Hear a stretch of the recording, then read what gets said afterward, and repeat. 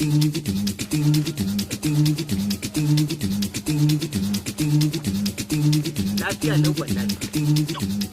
wani abin fada za ka gayan fa, kaga ina gaya ma idan za ka yi magana ka san da ba kake magana. Ai ni na za a kashe ka, sai na sa a yanka ka a gidan da ba mun kai wallahi. Sai na haura gidanka na yi maka yankan rago ko na tura ina da matasa. A nake gaya ma, na sa mai da mutane guragu a garin nan ba su da adadi.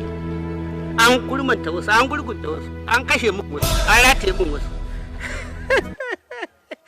Ba zai ba, an kwa kake kurin. Ka nemi zaman lafiya yanzu, yawwa shi ne kurin. Yawwa ya gari, mutumin. Kwana da yawa. Ya kokari. Kuma na so tuno kai ma kana bi na kudade. A'a ni gaishe ka. Karbar kudin ka taho kenan. A'a gaishe ka nazo in ce na yafi ma.